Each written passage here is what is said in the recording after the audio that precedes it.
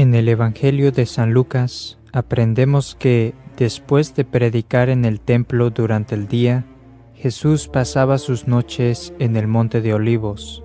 Jesús y sus apóstoles tenían que cruzar un arroyo para llegar allí. Como ese lugar de descanso era conocido solo al círculo íntimo de Jesús, era por consiguiente un lugar de alivio y seguridad para el Señor. Proporcionaba una brisa de soledad y paz. Sin embargo, fue en ese lugar donde la Biblia hace su primera referencia a la agonía de Jesús, porque fue aquí donde Jesús sería traicionado, porque fue aquí donde Jesús llevaría a cabo una lucha insondable por la vida del mundo. En Marcos 14 leemos que Jesús tomó consigo a Pedro, a Santiago y a Juan y comenzó a sentir temor y angustia. Él les decía: «Triste está mi alma hasta la muerte». Él estaba en el huerto y aunque no se manifestaba, le sobrevino una aflicción de dolor y muerte. El primer Adán había sido vencido por la serpiente en un jardín, el jardín del Edén. En Génesis 3 leemos que antes de la caída de Adán, el diablo convenció a Eva que si comía del árbol de la ciencia del bien y del mal, ella no moriría. Satanás persuadió a Eva que la muerte no sería el resultado por comer de ese árbol. Sin embargo, la muerte fue exactamente lo que estaba en juego. Eva fue vencida por el diablo, y ella decidió comer el fruto de ese árbol. Luego le dio el fruto del árbol a su esposo, que hizo lo mismo.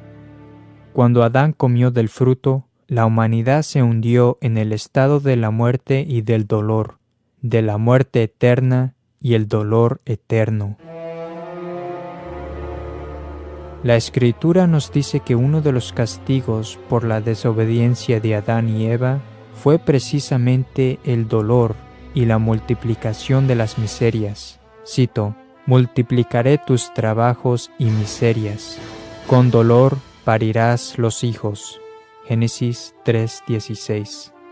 Dios le dijo a Adán: «Maldita sea la tierra por tu causa. Con grandes fatigas sacarás de ella el alimento en todo el transcurso de tu vida». Génesis 3:17. La caída de Adán en el jardín resultó en dolor y muerte. De ahí vienen todas las miserias y todas las muertes en la historia, y lo que es más importante, la muerte del alma. Es de sorprender, por lo tanto, que el nuevo Adán, Jesucristo, verdadero Dios y verdadero hombre, a quien se le encomendó restaurar lo que Adán había perdido y experimentado a una tribulación especial en el jardín. Es de sorprender que en el huerto Él haya experimentado un sufrimiento inescrutable que se caracterizó por sentimientos de tristeza inimaginables. Estos sufrimientos fueron tan profundos que su dolor lo puso al borde de la muerte. Frente a esta agonía, Jesús cayó en tierra. Cito: «Adelantándose un poco, cayó en tierra, y oraba que, si era posible, pasase de él aquella hora. Decía: Padre, todo te es posible, aleja de mí este cáliz, mas no sea lo que yo quiero, sino lo que quieres tú». Marcos 14, 35-36. Es razonable concluir que Jesús, cargado con el peso de todos los pecados del mundo sobre sus hombros, fuese afligido con todo el dolor y toda la muerte en la historia. Cada pecado, cada mentira, cada asesinato, cada robo, cada engaño, cada fornicación, cada borrachera, cada instante de incredulidad, cada acto de idolatría o iniquidad, junto con toda la miseria y la muerte que cada una de estas acciones producen, hayan sido impuestas sobre Él. Como dice Hebreos 2:14, Él tuvo la carga de destruir el imperio de la muerte. En la segunda carta a los Corintios, capítulo 12, versículos 7 a 8, leemos que Dios permitió que un ángel de Satanás abofeteara a San Pablo. El trastorno causado fue tan grande que San Pablo le pidió al Señor 3 veces que lo librara de ello. Si un solo ángel del infierno puede causar dicho trastorno, ¿qué tipo de dolor y miseria tuvo que padecer Jesús para vencer a todos los ángeles del infierno y restaurar al mundo entero después del pecado de Adán? Isaías profetizó que Jesús sería un varón de dolores y familiarizado con el sufrimiento. Isaías 53. La agonía de Jesús ocurrió en el Monte de Olivos, en el huerto o jardín de Getsemaní. El nombre Getsemaní viene de una palabra que significa prensa de aceite. En una prensa de aceite se extrae el aceite de los olivos mientras son aplastados lentamente entre 2 grandes piedras. Los olivos, al ser presionados y aplastados, hacen que brote aceite. De la misma manera, Jesús, al ser aplastado bajo la presión de los pecados del mundo, hizo que brotara sangre de su cabeza. Cito: En esto se le apareció un ángel del cielo, confortándole, y entrando en agonía, oraba con mayor intención, y le vino un sudor como de gotas de sangre, que chorreaba hasta el suelo. Y levantándose de la oración, y viniendo a sus discípulos, los halló dormidos por causa de la tristeza. Lucas 22, 43 a 45. La condición de sudar sangre se llama hematidrosis. El doctor Frederick Sugibe dice: alrededor de las glándulas sudoríparas hay múltiples vasos sanguíneos en forma como de una red. Bajo la presión de un gran estrés, los vasos se contraen.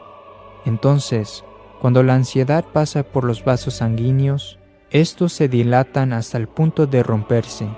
La sangre entra en las glándulas sudoríparas, que salen luego en forma de gotas de sangre mezcladas con sudor. Fin de cita. Dice Pierre Barbet en su libro A Doctor at Calvary, o sea, un doctor en el Calvario, página 160, cito: ocurre en condiciones excepcionales, escribe el Dr. Lebec, un agotamiento físico acompañado de un trastorno mental, consecuencia de una emoción profunda o de un miedo atroz. El terror y el horror se encuentran aquí en su máximo, al igual que los trastornos mentales. Fin de cita. El huerto de Getsemaní, como es relatado en Lucas 22, es el único lugar en la Biblia donde vemos a Jesús descrito estar en agonía. Sus sufrimientos fueron tan grandes que la carta a los Hebreos describe estos momentos como los días de su carne mortal, y su grito al Padre fue con gran clamor. Hebreos 5:7. Le fue enviado un ángel para confortarlo en esta batalla de infinitas ramificaciones. Las gotas de sangre no solo salieron de sus poros y fueron visibles, sino que fueron tan abundantes que chorrearon hasta el suelo. Lucas 22:44. Su tristeza y agonía penetraba el área y fue visto por sus apóstoles, porque cuando Jesús se levantó, los halló dormidos por causa de la tristeza. Debían haber estado abrumados por la confusión y la angustia al ver a su Señor tan enormemente angustiado. Después de tratar de mantenerlos despiertos para que velaren con Él, Jesús les dice que duerman y tomen su descanso. Solo una obra de caridad superior puede animar a otros a descansar, mientras Él tiene que trabajar. Solo puede aliviar el estrés del otro, mientras Él es aplastado bajo el suyo propio. También leemos que, entrando en agonía, oraba con mayor intensidad. Solo Jesús pudo seguir adelante en la oración mientras el peso de todo el mundo lo aplastaba. Solo Él podía poner más esfuerzo mientras todo le inclina a descansar. Jesús también se alejó a la distancia de un tiro de piedra de sus apóstoles para poder hacer oración. Él se enfrentó a la lucha en la soledad para enseñarnos cómo debemos orar y encontrar a Dios. Cuando la tribulación del huerto llegó a su fin, Jesús se levantó rápidamente. Él sabía lo que vendría después. Se movió con presteza hacia ello. Su adversario había llegado, con una multitud llevando espadas y palos. Jesús debió haber considerado con profunda angustia cómo los sumos sacerdotes habían tramado prenderle por todos los medios astutos posibles. Marcos 14:1. Ahora, su malvado designio había llegado a buen término. Judas había llegado e iba a entregar a Jesús a sus enemigos con un beso. Ninguna de las traiciones en la historia, ningún acto de falta de sinceridad, de falsedad y engaño puede compararse con dicho evento.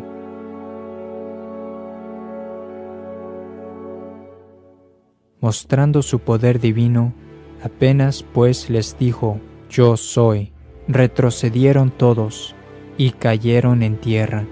Juan 18:6. Porque nadie le puede quitar su vida, sino que Él la da por propia voluntad. Juan 10:18. Los brillantes faroles y antorchas de fuego de los que acompañaron a Judas hicieron la cena aún más desconcertante. Se robaron el último rastro de paz que quedaba de la noche. Fue Satanás quien se apoderó de Judas.